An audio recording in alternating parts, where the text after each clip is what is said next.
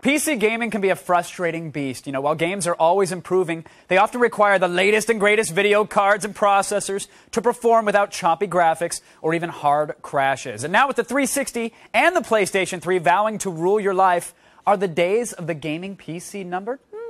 Control-Alt-Delete. It's the loop.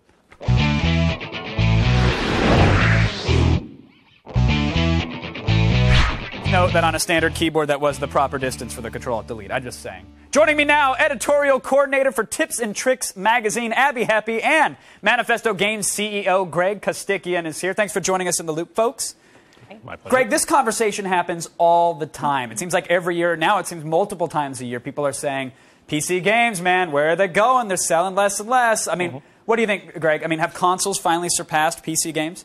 I think you have to keep in mind is even though the sales of PC games at conventional retail have declined precipitously over the last 5 years, we've also seen the emergence of the casual games market, which is 300 million plus, and the kind of subscription revenue to massively multiplayer online games, which is over $1 billion. And also, I think, increasing interest in kind of the independent games movement.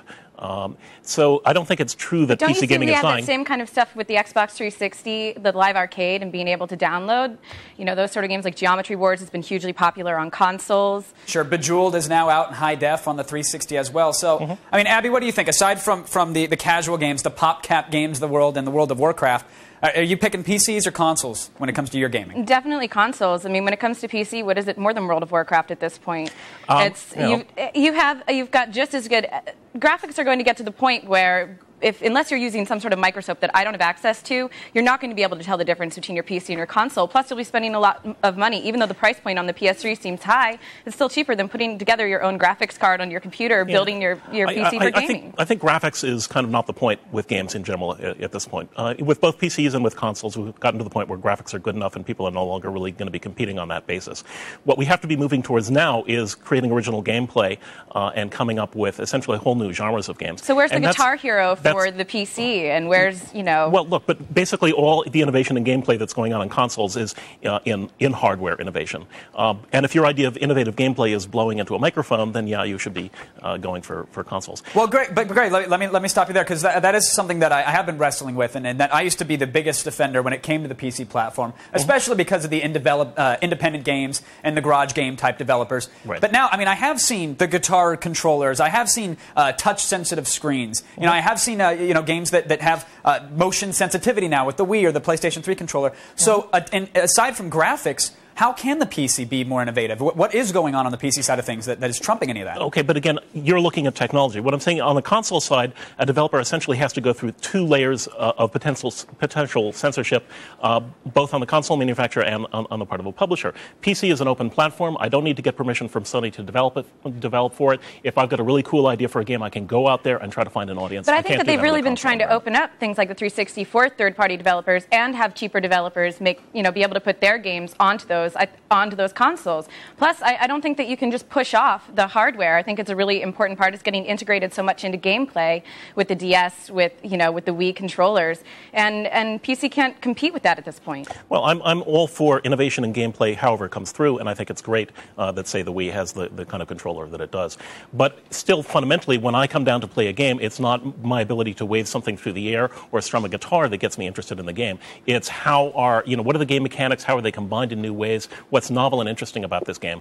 And I don't think you can get that out of hardware. Now, Abbie, now there is something to be said for massively multiplayer games. You know, they've been trying to bring these types of games and real-time strategy games to consoles for years. They've never had any success. With those 2 genres alone, can you possibly discount PC gaming when in the foreseeable future nothing's going to trump that on the console side? I know that they're developing those kind of games for consoles at this point, and whether they're going to be as successful as World of Warcraft, which kind of had the advantage, got out there. It's what everybody's playing at this point for PC, but I'm not seeing anything else innovative come out of the PC. I'm seeing the same games ported to both, and they're going to do a Warhammer game for the 360 for these consoles. I can't really say what the popularity of those games in fact, is going to be yet. This is one of the basic problems the PC games industry has faced over the last few years, is that as budgets have grown so enormously, publishers have to ameliorate their costs by releasing on multiple platforms, which means they're really developing for console games first. In essence, PC gamers have been getting Xbox's sloppy seconds. So if you want to is that then not a sign of the coming apocalypse that is PC gaming when developers are focusing on the consoles? That's a sign of the problem with the conventional retail channel. But as games start to move more and more through online distribution, the need to have those kind of million-plus unit sales and high budgets, I think, diminishes. And you get kind of the long tail effect that we see in music, where there can be products that are popular with a niche audience, but popular enough to justify the creation of the product by the creators in the first place. Well, I think finally we have to talk about the price issue here, because this is, I mean, casual games aside, which I believe, PlayStation 3 is coming with the browser. The moment they get Flash on that, the entire casual game market is then immediately accessible by the console world. So I don't want to diminish that point too much, but I believe that's going to be the near future. But let's look at the barrier of entry here. People are complaining about a $600 PlayStation 3, but last time I checked, a single graphics card alone could cost you that much. Abbie, do you think price is a factor when it comes to PC games?